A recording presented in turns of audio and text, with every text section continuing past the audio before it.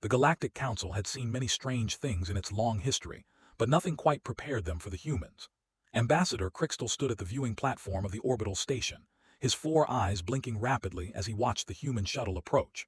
His species, the Valanthi, were considered among the most patient and scholarly in the known galaxy. They had helped build the Council from a collection of warring species into a peaceful federation. Yet even after 3 standard cycles of contact with humanity, Crystal still found himself confused by their history. The shuttle docked with a soft hiss of pressurized air. Crystal adjusted his translation device and walked toward the airlock. The human delegation would be arriving for the annual Cultural Exchange Summit, and this year they had promised something special, something they called a demonstration of living history. The airlock opened and 3 humans stepped through. Crystal recognized the leader immediately. Colonel Sarah Chen was a tall woman with gray-streaked black hair pulled back tight against her skull. She wore what the humans called a dress uniform, covered in small pieces of colored metal that indicated her achievements. Behind her stood 2 younger humans, a man and a woman, both wearing similar uniforms. Ambassador Crystal, Colonel Chen said, extending her hand in the human greeting gesture. "Thank you for arranging this visit." Touched his palm to hers briefly. He had learned that humans placed great importance on this physical contact. "Welcome to Station Harmony, Colonel. The Council is eager to learn more about your people. I must admit, your proposal has generated much curiosity." Colonel Chen smiled. It was a gesture that showed teeth which had disturbed Crystal when he first encountered humans. Among most species, showing teeth was a threat display, but humans used it to indicate friendliness. Such a strange people. "I promise you, Ambassador, this will be educational. My colleagues here are Captain Rodriguez and Lieutenant Wang.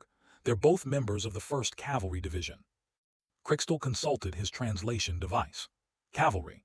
This word appears in many of your historical texts, but I confess I do not fully understand it. Our analysts have studied your wars extensively, and this term appears connected to your early military history." "That's exactly why we're here," Colonel Chen said. "We've noticed that many Council species have had difficulty understanding certain aspects of human warfare, particularly the psychological elements." They began walking through the station's curved corridors. Other species moved past them, some stopping to stare at the humans with undisguised curiosity. A group of Thraxi, small furry beings who communicated through rapid clicking sounds, pressed themselves against the wall as the humans passed.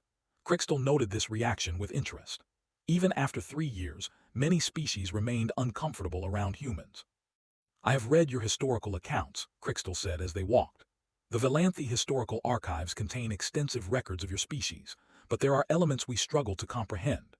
Your ancestors engaged in what you call cavalry charges, masses of humans riding upon large animals, charging directly into enemy formations. This seems highly illogical." Colonel Chen nodded. "I've heard this confusion from other council members. The Thraxi ambassador asked me once why we didn't simply shoot our enemies from a distance. The Moltari counselor suggested that our ancestors must have been mentally deficient." "The Moltari can be somewhat direct in their assessments," Crystal said diplomatically. "What most species don't understand," Colonel Chen continued, "is that cavalry charges weren't just about killing. They were about breaking the enemy's will to fight. The charge itself was a psychological weapon." Crystal's secondary eyes blinked in the pattern that indicated confusion. "I do not understand.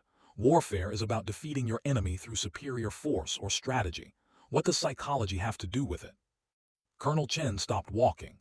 She turned to face Crystal, and her expression became serious. "Ambassador, have you ever been truly terrified? Not just afraid, but experiencing fear so intense that your body acts without your mind's permission?" Considered the question. The Valanthi were not prone to strong emotions. Their long lifespans and methodical nature had bred out most extreme reactions over the millennia. "I cannot say that I have experienced such a thing." "That's what we're going to show you," Colonel Chen said. "Tomorrow, with the Council's permission, we're going to conduct a demonstration. We've brought something to this station that will help you understand."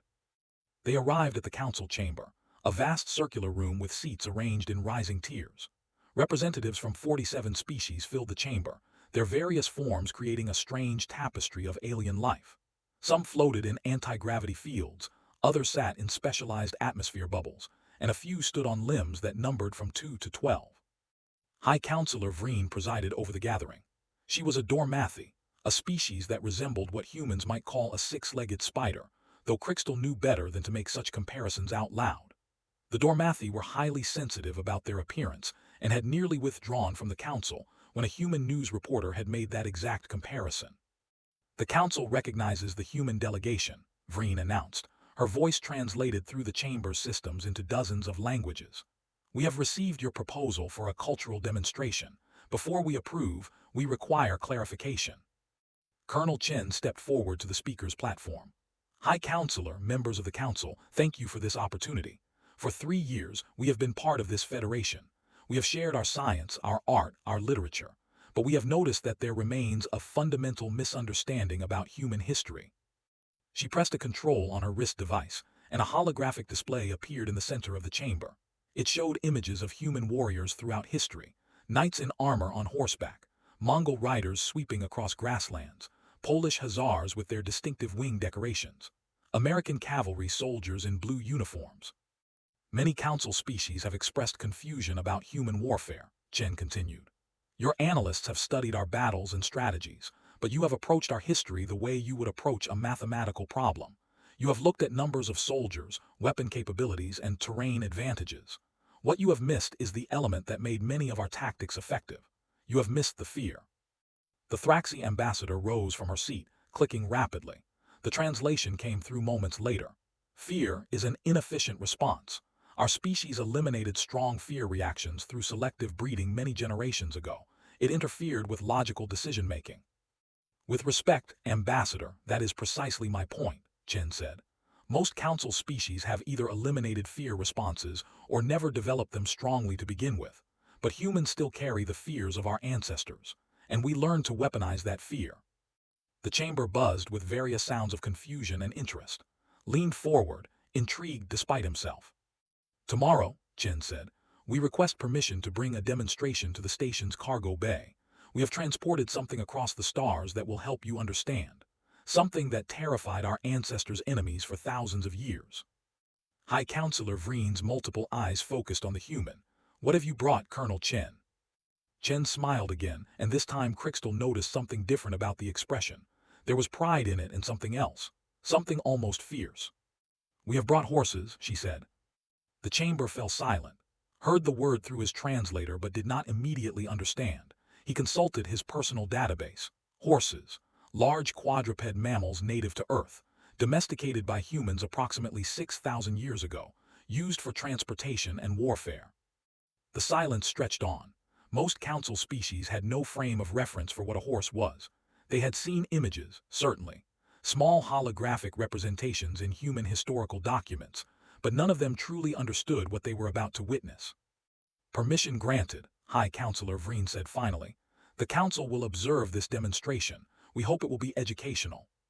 Colonel Chen bowed slightly in respect. I promise you, counselors, you will never look at human history the same way again. As the meeting adjourned, Crystal approached Colonel Chen. A question, if I may.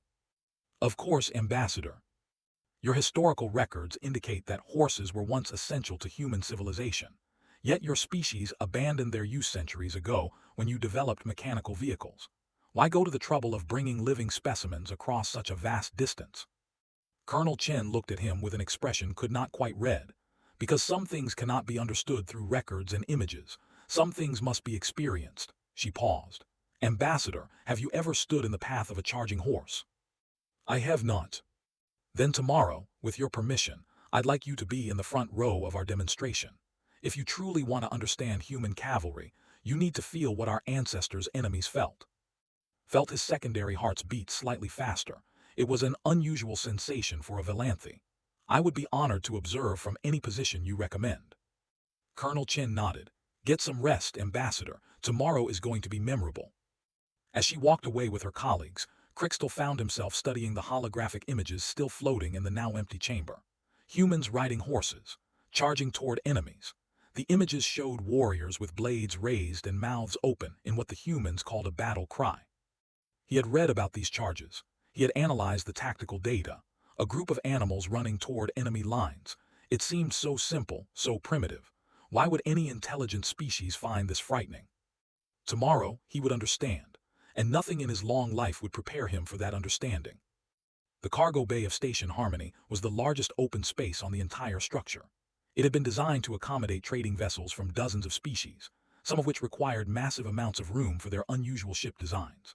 Today, it had been cleared of all other activity. The floor had been covered with a substance the humans called Earth, though it had actually been synthesized in the station's agricultural labs to match the composition of soil from a place on Earth called Kentucky. Crixtal arrived early, as was his habit. He found Colonel Chen already there, supervising a team of humans who were assembling what appeared to be a fence system. The barriers were made of lightweight metal but looked sturdy enough to contain something powerful. "Ambassador," Chen greeted him, "thank you for coming early. I wanted to prepare you for what you're about to see." "I appreciate your consideration," Crixtal replied. "I must admit, I slept poorly last night, a most unusual experience for a Velanthe." Chen smiled. "Anticipation. It's a useful emotion. It kept our ancestors alive when they were still prey animals on the African savanna." "Your species was once prey." "Oh yes. We weren't always at the top of the food chain. We were hunted by large cats, wild dogs, and other predators. Our fear responses developed over millions of years. Those who felt fear and responded appropriately survived. Those who didn't were eaten." Considered this. The Velanthe had evolved on a planet with no large predators. Their primary survival challenges had been environmental, not biological. Perhaps this explained some of the differences between their species. "The horses are in the holding section," Chen said, pointing to a large enclosed area at the far end of the cargo bay. "We have 6 of them, 3 mares and 3 stallions. They've been trained by some of the best riders on Earth." "I have studied images of these creatures," Crixtal said. "They appear to be similar in form to several council species beasts of burden." Chen's expression shifted. There was that fierce quality again, the one Crixtal had noticed yesterday. "Ambassador, let me give you some numbers. A healthy horse weighs between 400 and 600 kilograms. They can run at speeds up to 60 kilometers per hour. Their hooves are made of keratin, the same material as your claws, but concentrated into 4 points of impact. A single kick from a horse can kill a human." Crixtal's primary eyes widened. "And your ancestors chose to ride these creatures into battle." "We did more than that. We bred them to be larger, stronger, and faster. We trained them to charge into groups of armed enemies without hesitation. We covered them in armor and taught them to trample anyone in their path." "This seems extraordinarily dangerous, for the riders as well as the enemy." It was. Countless warriors died falling from horses, being thrown in battle, or having their mounts killed beneath them. But the psychological impact was worth the risk. Chen paused. "Do you know what it's like to see a wall of horses charging toward you, Ambassador?" "I do not." "The ground shakes. You can feel it through your feet before you can see them clearly. The sound is like thunder that doesn't stop. And then they're upon you, faster than you can believe, and there's no time to think, no time to plan, no time to do anything except feel terror." Crixtal's secondary hearts beat faster again. "You describe this with great intensity." "I've experienced it. Part of cavalry training is standing in the path of a charge. We wear protective gear and the horses are trained to pull up short, but the experience is still overwhelming. The first time I did it, I ran. I couldn't help it. My body took over." "Your body acted against your will." "That's exactly what happens. That's the point. When the fear response is triggered strongly enough, conscious thought stops. The body takes over. It's called the fight or flight response. Most people, when faced with a cavalry charge, choose flight. They run. And a running soldier is far easier to kill than one who holds their ground." The other council members began arriving, filling the observation platforms that had been constructed around the cargo bay. Saw representatives from every council species. The Thraxi had brought recording devices. The Moltari observed with their usual stone-faced expressions. The Dormathi High Counselor had positioned herself in the center of the highest platform, her multiple eyes taking in every detail. Colonel Chen excused herself to make final preparations. Crixtal found his assigned position in the front row of the observation area, directly facing the direction where the horses would emerge. The barrier separating him from the open space was only waist-high. He could easily see over it into the cargo bay. Captain Rodriguez joined him at the barrier. "Ambassador, I wanted to brief you on what's going to happen." "Please." "First, we'll bring the horses out one at a time so everyone can see them up close. They'll be walking calmly, led by their handlers. This will give you a chance to observe them in a non-threatening state." Crixtal nodded, "And then?" "Then we'll demonstrate a cavalry charge. The horses will start at the far end of the cargo bay. They'll gallop toward this barrier at full speed. They're trained to stop just before they reach it, but the experience should give you a sense of what our ancestors faced. Will there be any danger? Rodriguez hesitated. Minimal. These are highly trained animals with experienced riders, but I won't lie to you, Ambassador. Horses are living creatures. There's always some unpredictability. Crystal found this information both concerning and strangely exciting. I appreciate your honesty. The cargo bay doors at the far end opened. A human walked through, leading something by a rope. As the creature entered the light, Crystal heard a collective sound rise from the council observers. It was a mixture of surprise, confusion, and in some cases, what might have been alarm. Horse was enormous, had seen the measurements in his database, but nothing had prepared him for the reality.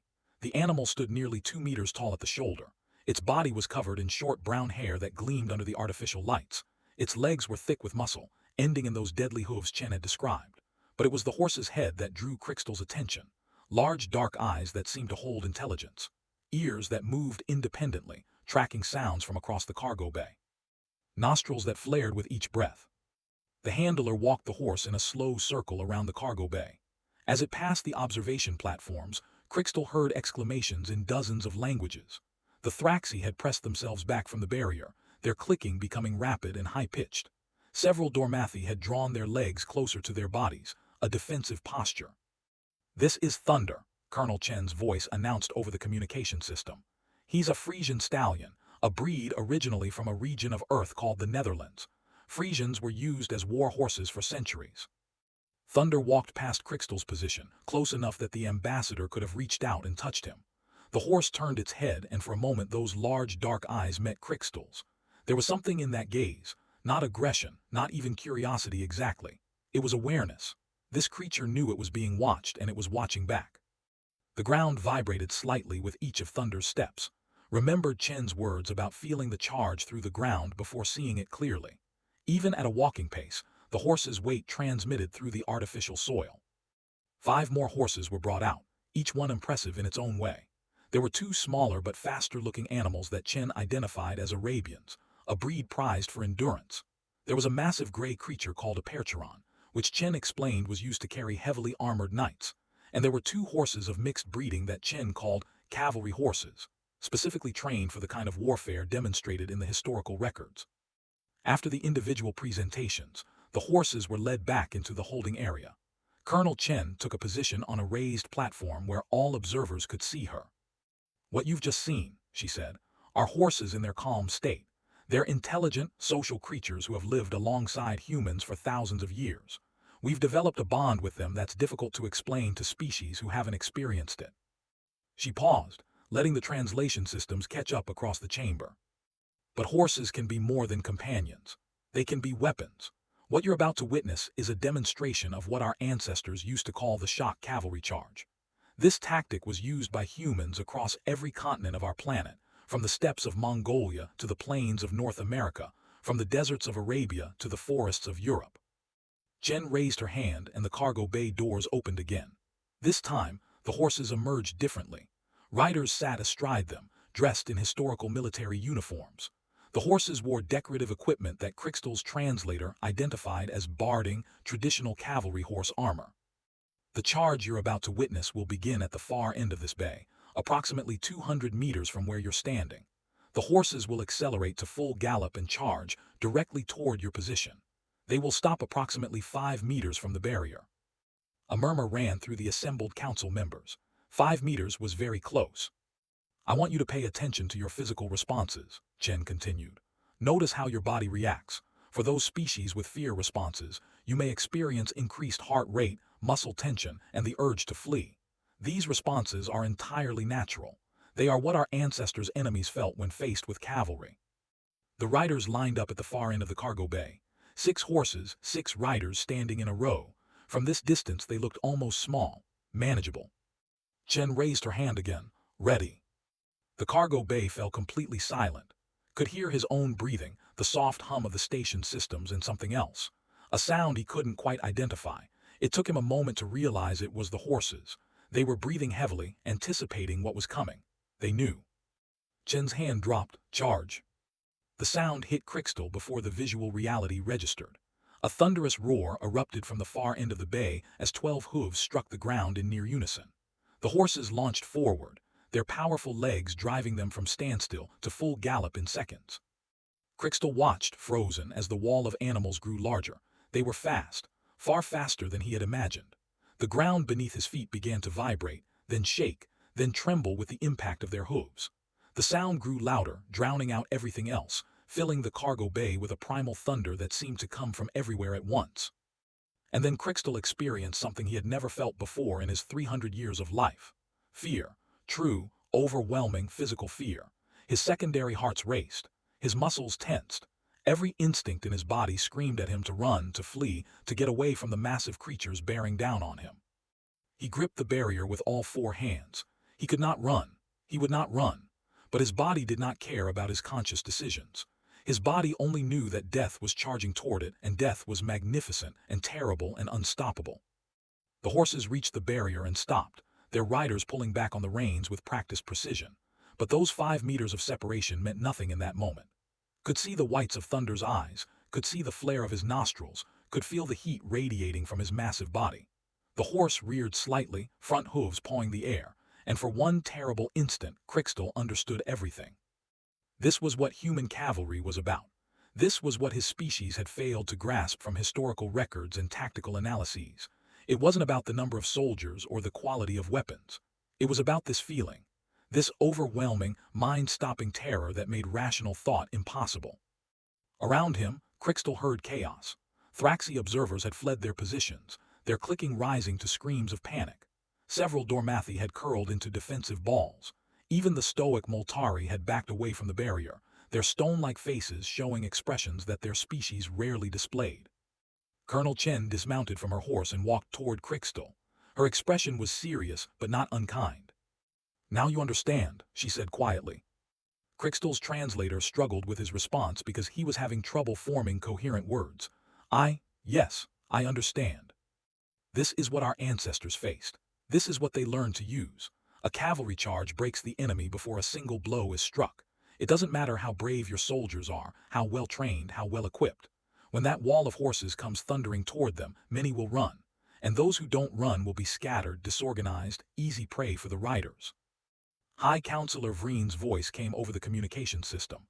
She sounded shaken, which was remarkable for a Dormathi. "Colonel Chen, this demonstration has been most illuminating. The Council requires a recess to process what we have witnessed." Chen nodded respectfully toward the High Counselor's platform. "Of course, we'll be available to answer any questions." As the cargo bay began to clear, Crystal remained at the barrier. He watched the handlers lead the horses back to the holding area. Thunder turned his great head and looked at the ambassador one more time, and Crystal felt a strange mixture of fear and admiration. 300 years of life, countless diplomatic missions, and exposure to hundreds of alien species. Nothing had prepared him for this moment. Nothing had made him feel so small, so vulnerable, so fundamentally aware of his own mortality. And humans had mastered these creatures. They had learned to ride them, to fight from their backs, to harness their terrible power for war. What kind of species could do such a thing? Finally understood why so many council species remained uncomfortable around humans. It wasn't their technology, or their aggressive history, or their strange customs. It was this knowledge, buried deep in human memory, that they had once conquered the most terrifying forces their world could offer. They had faced that fear and bent it to their will. What else might they be capable of? The question would haunt the Council's discussions for years to come. The emergency session of the Galactic Council, convened 3 hours after the demonstration, had never seen the chamber so agitated. Representatives spoke over each other, their translators struggling to keep pace with the overlapping conversations. Several species had sent additional delegates specifically to address what they were now calling the horse incident. High Counselor Vreen called for order repeatedly before the chamber finally settled into an uneasy quiet. The Dormathi leader's movements were slower than usual, a sign of deep contemplation in her species. "The Council has witnessed something unprecedented," Vreen began. "We have all studied human history. We have all seen recordings of human warfare, but none of us, I believe, truly understood what we were seeing, until today." The Moltari ambassador rose from his seat. His species communicated through a combination of sounds and subtle body movements, and his translator rendered his words in a flat, emotionless tone. "The Moltari collective requires clarification. The creatures called horses are not weapons. They are animals. They do not fire projectiles. They do not produce lethal radiation. How can animals be weapons? Colonel Chen had been invited to address the council. She stepped forward to the speaker's platform. Ambassador, I understand your confusion. The Moltari evolved on a world with low gravity and limited predators. You developed intelligence primarily through problem-solving rather than survival competition. So the concept of a living weapon may be foreign to you. A weapon is a tool designed for destruction, the Moltari ambassador replied. A horse is an organic creature with its own biological imperatives. It does not choose to charge into battle. You force it to do so. Chen nodded. In a sense, you're correct. Horses don't naturally seek out combat. We trained them, bred them, and partnered with them over thousands of years to create cavalry. But here's what you're missing. The horse doesn't need to be a weapon in the traditional sense. The horse is a force multiplier for the human riding it. She activated a holographic display showing historical battle formations. Consider this. A human soldier on foot can move at about 15 kilometers per hour during a charge. They can maintain that speed for maybe 100 meters before exhaustion. A horse can move at 60 kilometers per hour and maintain high speeds for much longer distances. The display shifted to show comparative impacts. A human soldier weighs perhaps 80 kilograms. Moving at 15 kilometers per hour, they generate a certain amount of kinetic force. A horse and rider together weigh over 500 kilograms, moving at 4 times the speed. The kinetic energy is exponentially greater. The Thraxi ambassador had recovered enough from the demonstration to participate. Her clicking translated into rapid, nervous speech. We understand the physics. What we do not understand is the psychological effect. Our species eliminated strong fear responses many generations ago. We found them inefficient. And that's exactly why this demonstration was necessary, Chen said. Most council species have either never had strong fear responses or have bred them out over time, but many species in this galaxy still have them. The Vormathi, for instance, still possess fight-or-flight instincts. So do the Kelax and the Brutori. She paused to let this sink in. When humanity eventually expands beyond this region of space, we will encounter species that respond to fear the way our ancestors did. Understanding cavalry isn't just about understanding human history. It's about understanding a type of warfare that could be effective against many species. High Counselor Vreen leaned forward. Are you suggesting, Colonel Chen, that humanity intends to use cavalry against other species? Chen shook her head. Not at all. Cavalry charges became obsolete on Earth more than a century ago. Modern weapons made them impractical. What I'm suggesting is that understanding our history helps you understand how we think. Why we approach warfare differently than species who never experienced this kind of combat. Crystal rose from his seat. He had been silent throughout the discussion, still processing his experience at the barrier. If I may, High Counselor. Vreen gestured for him to speak. I have served as the Valanthi ambassador to humanity for 3 cycles now. I have studied their culture, their history, their art, their science. I believed I understood them. Today I discovered I was wrong.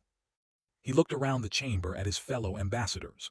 Most of us approached humanity as a puzzle to be solved. We analyzed their wars as mathematical equations. We evaluated their tactics as logical problems. We missed something fundamental. Crystal turned to face Colonel Chen directly.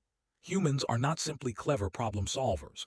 They are survivors of a world that was trying to kill them from the moment their species evolved. They survived predators, harsh climates, diseases, and each other. They didn't just survive these challenges. They dominated them. The horse, Crystal continued, is a perfect example. Here is a creature that could kill a human with a single kick. A creature that weighs many times more than a human. A creature that could easily outrun any human on foot. What did humanity do with this creature? They caught it. They tamed it. They bred it. They rode it. They turned their potential predator into their servant and their weapon. The chamber was silent, could feel the attention of every delegate focused on him. I experienced something at that barrier that I have never felt before. I felt terror. My body wanted to run, and only my conscious will kept me in place. That was after one charge from horses trained to stop. Imagine facing that charge in an open field, knowing the horses would not stop. Knowing that behind those horses came armed warriors ready to cut you down. And imagine facing not 6 horses but 600, or 6,000. He sat down heavily, feeling drained. We have underestimated humanity, not because we overestimated their technology or their numbers. We underestimated their nature. They are a species forged in terror and triumph. They have spent their entire existence staring death in the face and refusing to blink. The Moltari ambassador spoke again. The ambassador from Velanthe speaks with emotion. This is unusual for his species. Perhaps his objectivity has been compromised. Almost laughed. Ambassador, I experienced fear for the first time in 300 years today. Yes, my objectivity has been compromised. That is precisely the point. If beings as rational as the Velanthe can be affected this deeply by a demonstration, imagine the effect on species with stronger emotional responses. Colonel Chen raised her hand to speak again. Ambassadors, I'd like to share something. A piece of Earth history that might help illustrate what you're discussing. High Counselor Vreen nodded. Proceed. Chen's holographic display shifted to show a map of Earth, then zoomed in on a region she identified as Central Asia. In the 13th century of Earth's calendar, a human leader named Genghis Khan united the nomadic tribes of the Mongol steppes. These were people who practically lived on horseback. They learned to ride before they learned to walk. They could shoot arrows with deadly accuracy while riding at full gallop. The display showed animated figures of Mongol warriors on horseback. With an army that never exceeded about 100,000 riders, Genghis Khan and his successors conquered an empire stretching from the Pacific Ocean to Eastern Europe. They defeated armies many times their size. They brought down civilizations that had stood for centuries. She zoomed in on various battle sites. At the Battle of Mohi in 1241, a Mongol force destroyed the Hungarian army. At the Battle of Liegnitz, they annihilated a European force of knights and infantry. They moved faster than any army had moved before. They appeared where no one expected them, and when they charged, their enemies often broke before a blow was struck. Chen turned off the display. The Mongol Empire conquered more territory in 25 years than the Roman Empire conquered in 400, and they did it primarily with horses, bows, and the psychological impact of their charges. The chamber absorbed this information. Crystal noticed several ambassadors consulting their own historical databases, cross-referencing Chen's claims. This is relevant, Chen continued, because it shows what cavalry could accomplish when mastered by a society built around it. The Mongols weren't just skilled riders. They were a civilization that had completely integrated the horse into every aspect of their existence. They ate horses, drank horse milk, used horse leather for armor, and slept in tents made of horse hide. They became one with their animals in a way that terrified the civilizations they conquered. The Thraxi ambassador clicked rapidly. You speak of these events as if they are praiseworthy, yet the historical records indicate massive casualties and destruction. I'm not praising the destruction, Chen said carefully. I'm explaining the effectiveness, and I'm warning you all. Humanity has not forgotten these lessons. We have moved beyond cavalry in our warfare, but the principles remain embedded in our military thinking. Speed, shock, psychological dominance. These concepts shape how we approach conflict even today. A new voice entered the conversation. It was Ambassador Tremix of the Vormathi, a species that had only recently joined the council. The Vormathi resembled large, bipedal cats with golden fur and intelligent yellow eyes. They were one of the few council species that still possessed strong predator instincts. I wish to speak, Tremix said, his translator rendering his growling voice into smooth standard. The Vormathi understand what the humans are describing. We too evolved as predators. We too know the power of fear. He rose from his seat and moved to the speaker's platform. When we first encountered the council, we were confused by the lack of aggression among most species. The Thraxi, the Velanthe, the Moltari. You seemed weak to us. You had no fangs, no claws, no instinct for the hunt. Tremix turned to face the human delegation. But when we met the humans, we felt something we had not felt since our days as wild hunters. We felt recognition. We looked into human eyes and saw something familiar. We saw predators. He paused, letting his words settle. The council should understand this. The humans are not like most of you. They are not prey species who developed intelligence to survive. They are predators who developed intelligence to dominate. The horse demonstration proves this. A prey species would see a horse and run. A predator species catches the horse and turns it into a weapon. Crystal watched the reactions around the chamber. Many ambassadors seemed disturbed by Tremix's words. The Thraxi had huddled together, clicking softly among themselves. Several species were consulting their databases about the Vormathi and the humans. High Counselor Vreen raised her appendages for attention. This discussion has been illuminating, but also concerning. The council was founded on principles of peaceful cooperation between species. We have always believed that violence is the last resort of beings who lack the wisdom to find better solutions. She focused her multiple eyes on Colonel Chen. Humanity joined this council claiming to share these values, Yet today you have shown us a heritage of violence and psychological warfare. How do we reconcile these things? Chen's expression remained calm. High Counselor, humanity's violent history is no secret. We made it available to the Council before we were admitted as members. What we've done today is help you understand that history. We believe in transparency. We believe our potential partners should know who we are, not just who we want to become. She stepped down from the speaker's platform and walked to the center of the chamber floor. Every species in this room has violence somewhere in its past. Evolution rarely favors the peaceful. Even the Thraxi, who now consider themselves entirely rational, once fought wars over territory and resources. The difference is time. You have had longer to move beyond your violent origins. Humanity is young. We are still learning. But, she continued, our capacity for violence is matched by our capacity for other things. We love our children as fiercely as we fight our enemies. We create art that moves us to tears. We sacrifice ourselves for strangers because we believe in something greater than ourselves. The same instincts that make us dangerous also make us protective, loyal, and capable of deep connection. She gestured toward the cargo bay, though the walls prevented sight of it.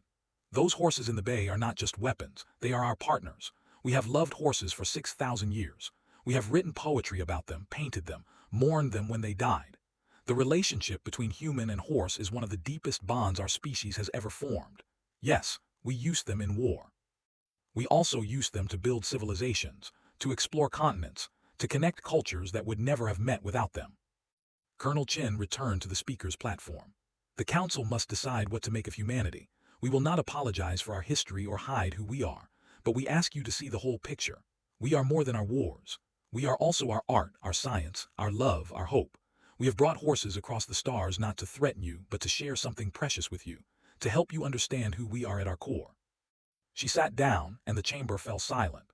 Could feel the weight of the moment. Something had shifted in the Council's perception of humanity. Whether that shift would lead to closer bonds or greater distance remained to be seen. High Counselor Vreen finally spoke. The Council will recess for the remainder of the day. Tomorrow, we will continue this discussion. In the meantime, all ambassadors are invited to visit the human demonstration area. Those who wish to learn more about horses may do so in a controlled, safe environment. The formal session ended, but the conversations continued in smaller groups throughout the station. Crystal noticed that many ambassadors were gravitating toward the cargo bay, their curiosity overcoming their fear. He decided to join them. When he arrived, he found Colonel Chen personally supervising what she called meet and greet sessions. Individual horses were being brought out on lead ropes, walking calmly while ambassadors observed from a safe distance. Crystal approached her. "May I ask something personal, Colonel?" "Of course, Ambassador." "When you charged toward us today, what were you feeling?" Chen considered the question. "Pride mostly, pride in my horse and my training and the tradition I represent, and joy." "Joy? There's nothing quite like riding a horse at full gallop. It's one of the most exhilarating experiences a human can have. The speed, the power, the partnership with another living being. It's addictive, honestly. Once you've experienced it, you never forget it." Crystal looked at Thunder, who was calmly accepting gentle touches from a curious Vormathi ambassador. "Your relationship with these creatures is complex." "All the best relationships are," Chen said with a smile. "Would you like to touch one?" Hesitated. Part of him still felt the echo of that primal fear. But another part, a part he hadn't known existed until today, wanted to understand this remarkable species better. "Yes," he said, "I believe I would." Chen led him to a smaller horse, a gentle mare named Sweetwater. She showed him how to approach from the side, where the horse could see him clearly. She showed him how to offer his hand for the horse to smell.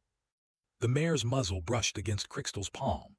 It was warm and soft, nothing like the terrible creature that had charged toward him hours earlier. The horse's breath was warm against his skin. Her eyes, large and dark, watched him with what seemed like curiosity. "She likes you," Chen said. "How can you tell?" "Her ears are forward, her body is relaxed. Horses are excellent readers of emotion. If you were afraid or aggressive, she would know." Slowly raised his other hand and touched the horse's neck. The fur was short and smooth, covering muscles that felt like coiled steel beneath the surface. This creature was power incarnate, yet here she stood, allowing an alien being to touch her simply because a human she trusted had indicated it was safe. "This is remarkable," Crystal said softly. "This is partnership," Chen replied. "This is what 6,000 years of shared history creates. We need each other, horses and humans. We're better together than apart. Stroked the horse's neck, feeling the warmth of her body, the steady rhythm of her breathing. He thought about what he had learned today, about fear and courage, about violence and love, about the strange and wonderful species called humanity. Perhaps the Council had been wrong to analyze humans as they would analyze any other species. Humans were not a problem to be solved or a threat to be assessed. They were a partner to be understood, and understanding them would require more than data and logic. It would require experiences like this, moments of connection that transcended species and culture, moments where an old Valanthe ambassador could stand beside an Earth horse and feel, for the first time in his long life, the stirring of something new. The galaxy would never be the same, and Crystal was beginning to think that might not be a bad thing. 3 months passed after the demonstration. The Galactic Council continued its normal business of trade agreements, diplomatic disputes, and scientific cooperation. But something had changed in the way other species looked at humanity. Crystal noticed it in small ways. Council members who had previously dismissed human delegates now listened more carefully. Species who had questioned humanity's place in the Federation now showed a grudging respect. And everywhere there was talk of horses. The demonstration had sparked intense interest across the galaxy. Educational institutions requested information about Earth animal domestication. Military academies began studying human cavalry tactics as examples of psychological warfare. Cultural exchanges included requests to learn more about the human-horse relationship. Colonel Chen had returned to Earth after the summit, but she left behind something unexpected. With special permission from the Council and careful quarantine procedures, 2 horses remained on Station Harmony as permanent residents. Thunder and Sweetwater had become the first Earth horses to live in space long-term.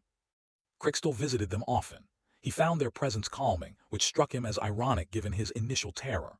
But the more time he spent around the horses, the more he understood what Chen had meant about partnership.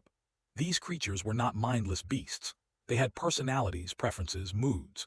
They remembered beings who treated them kindly and responded to them differently than to strangers.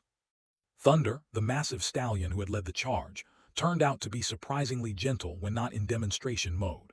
He had a fondness for a particular type of synthesized apple that the station's agricultural lab had developed specifically for him. He would nicker softly whenever Crystal approached with treats. The relationship between Crystal and the horses became well known throughout the station. Other ambassadors often found the Valanthe diplomat in the converted cargo bay that now served as a stable, simply sitting and observing the animals. Some thought he had developed an obsession. Others recognized something deeper happening. It was during one of these visits that High Counselor Vreen found him. The Dormathy leader moved silently on her multiple legs, appearing beside Crystal without warning. "Ambassador, I hope to find you here." Crystal turned, surprised. High Counselors rarely sought out individual ambassadors informally. "High Counselor, how may I be of service?" Vreen settled her body into a resting position, her many eyes focusing on the horses grazing in their paddock. "I have been thinking about the demonstration, about what it meant for the Council." "As have I, High Counselor." "I have served in this position for 40 standard cycles," Vreen said. "In that time, I have welcomed 18 new species to the Council. Each admission brought changes, new perspectives, new challenges, but none have affected the Council as humans have."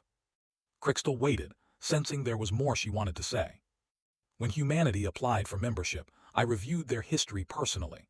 The wars, the genocides, the environmental destruction. I nearly recommended rejection. A species so prone to violence seemed incompatible with our principles." "What changed your assessment?" Vreen was quiet for a moment, watching Thunder lower his head to drink from the water trough. "Their art. I spent 3 cycles studying human artistic expression. Their music, their literature, their visual arts. I found something unexpected. Alongside their violence, I found beauty. Profound, moving beauty that spoke to emotions I didn't know I possessed." She turned 2 of her eyes toward Crystal. "The Dormathy are not emotional beings. We pride ourselves on logic and patience, but human art made me feel things. Sadness, joy, wonder. I realized that a species capable of creating such beauty could not be purely violent. There had to be more to them." "And so you recommended admission." "I did, against the advice of several counselors who wanted nothing to do with humanity. I believed that we could learn from them, and they from us. The horse demonstration confirmed something I had suspected." Crystal tilted his head in inquiry. "What suspicion?" That humanity's greatest strength is not their technology or their numbers or even their capacity for violence.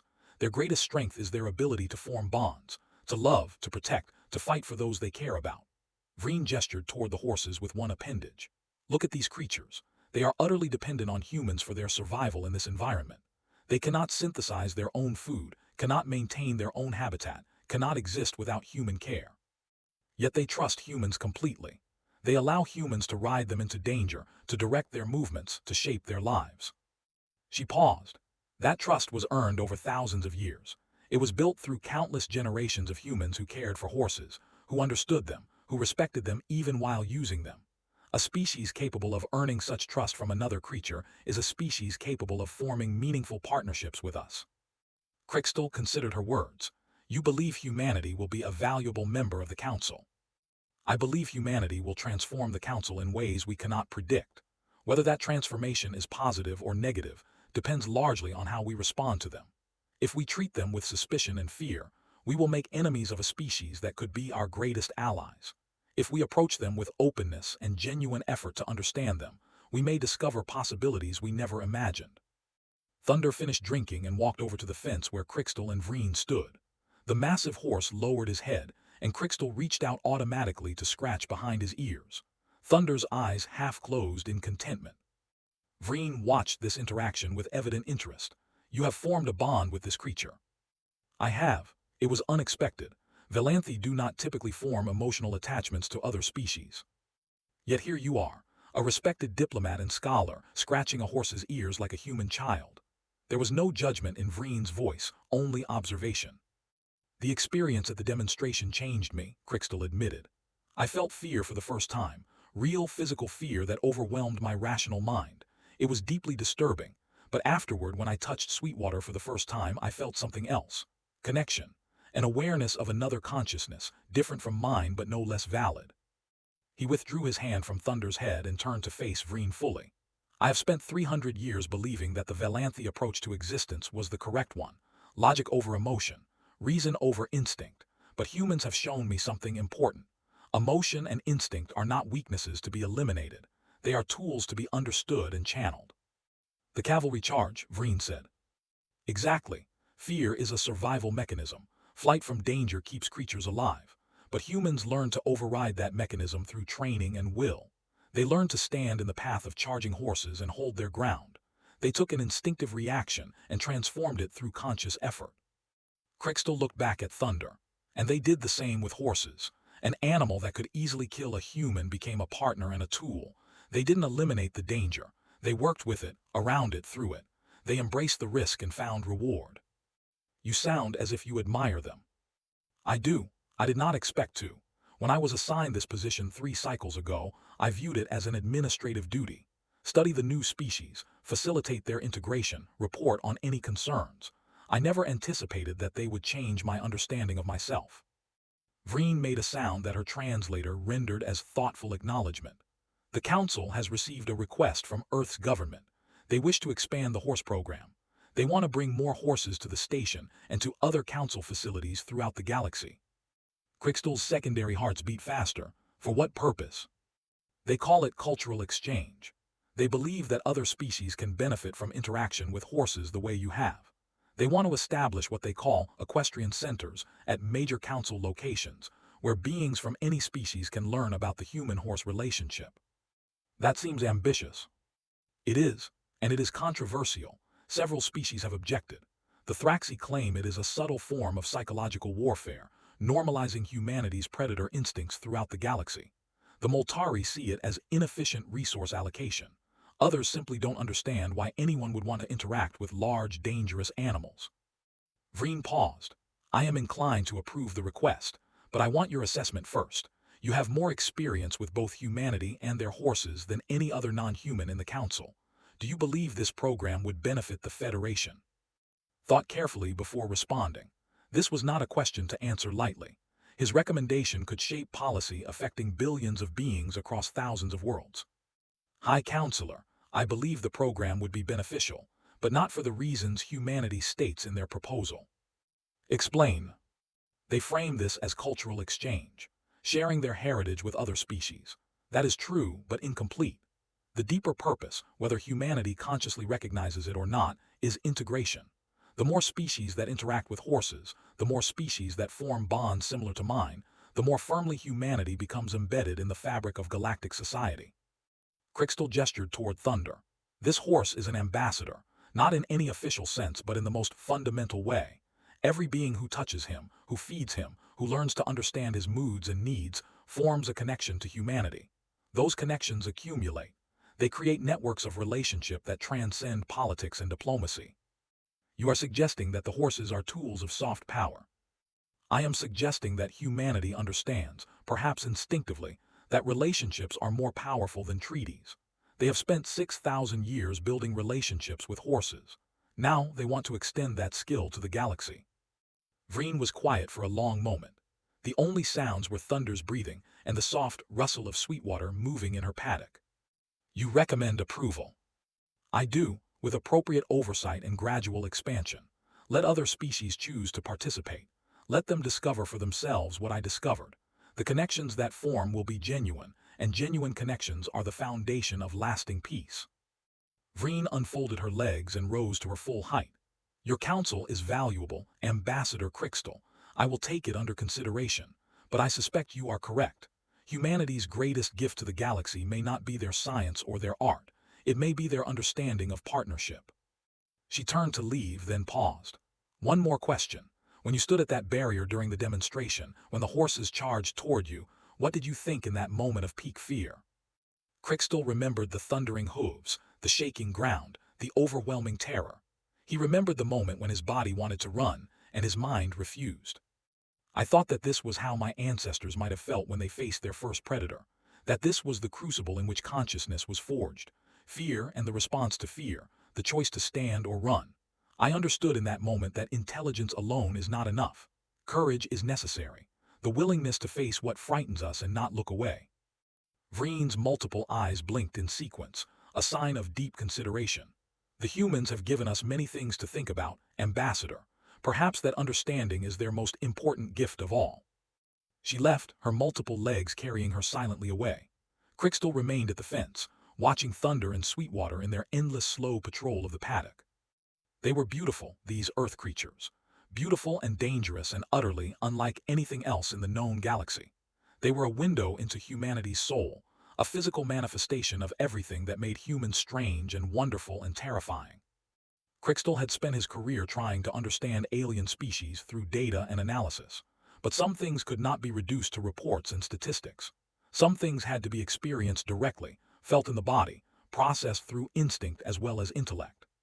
The horses had taught him that. The humans had given him that gift. And now, perhaps, other species would receive the same gift, would stand in the path of charging horses and discover something new about themselves. The galaxy was changing.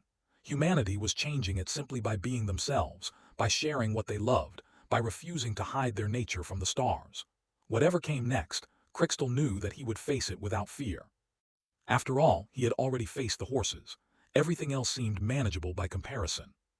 The equestrian program expanded over the following years, just as Vreen had predicted. Centers opened on a dozen worlds, each staffed by human trainers and populated by carefully selected horses bred specifically for off-world life. The program faced opposition, complications, and occasional disaster, but it survived and grew. And everywhere it spread, it left behind something unexpected. Not fear, as the critics had warned. Not psychological dependence, as the skeptics had predicted. But understanding. A deeper appreciation for what humanity was and where they had come from. A recognition that this violent, emotional, contradictory species had something valuable to offer the galaxy. Crystal continued his diplomatic work, eventually becoming the Council's foremost expert on human affairs. He never lost his connection to the horses. Even when he was promoted to senior ambassador, even when his duties took him to distant worlds, he always found time to visit whatever equestrian center was nearby. In his final report before retirement, he included a section that would be quoted for generations. He wrote about the day of the demonstration, about his fear and his transformation, about what he had learned from creatures who could not speak but communicated so clearly. Humanity brought us horses, he wrote, and in doing so they brought us themselves, not the sanitized version presented in official documents, not the calculated diplomatic face shown in council chambers. They brought us their passion, their danger, their capacity for both destruction and devotion. They trusted us with something precious, and in return, we learned to trust them. The cavalry charge that terrified me also taught me. It taught me that courage is not the absence of fear, but the decision to act despite fear. It taught me that partnership is built through risk and trust. It taught me that the most important connections transcend species and language and culture. When aliens met Earth horses, we finally understood human cavalry charge history. But more importantly, we understood humanity. And in understanding them, we discovered new possibilities within ourselves. The galaxy is richer for their presence. May we prove worthy of the partnership they offer. The report was filed. Retired to Valanthe Prime, where he spent his remaining years writing about his experiences. But he was never truly content away from Earth creatures. When he died, his family honored his final request. His ashes were scattered at the Station Harmony Equestrian Center, in the paddock where Thunder had once grazed. Thunder himself had passed away years earlier, but his descendants still lived there, still carried the genes of the first horse to live among the stars. They say that on quiet evenings, when the artificial lights dimmed to simulate dusk, the horses would gather at a particular corner of the paddock. They would stand there, breathing softly, watching something that no human could see. The trainers called it habit, the visitors called it coincidence, but those who knew Crystal's story wondered if perhaps the horses remembered. If perhaps they knew that this was where an old ambassador had discovered his courage, where fear had transformed into wonder, where two very different species had recognized something kindred in each other. The galaxy continued to change. Humanity continued to spread among the stars, and everywhere they went they brought their horses with them. It was not always practical, it was often expensive. Some considered it sentimental foolishness. But those who had stood before a charging horse, those who had felt the ground shake and seen the thunder approach, they understood. Humanity was not just sharing their heritage, they were sharing their heart. And the galaxy, for all its logic and efficiency, needed heart. In the end, that was what the horses taught every species who encountered them. That civilization is not built on reason alone. That the bonds between beings matter more than treaties or technology. That the most powerful force in the universe is not fear but connection. When aliens met Earth horses, they finally understood human cavalry charge history. They understood why humans had charged into battle on these magnificent, terrifying creatures. They understood the courage it required and the trust it demanded. But more than that, they understood why humans still loved horses thousands of years after cavalry became obsolete. They understood that some partnerships transcend utility. Some relationships are worth maintaining simply because they make both partners more than they would be alone. Humanity had learned this lesson long ago, in the dust of ancient battlefields, in the thunder of charging hooves. Now the galaxy was learning it too, one horse at a time, one connection at a time, one moment of fear and wonder and transformation at a time. The cavalry was still charging, after all these centuries. But now it charged toward understanding instead of conquest, toward partnership instead of war, toward a future where every species could find the courage to stand in the path of what frightened them and discover something beautiful on the other side. That was humanity's gift to the stars. That was the legacy of the horses.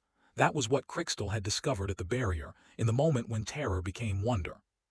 And it was enough, it was more than enough, it was everything.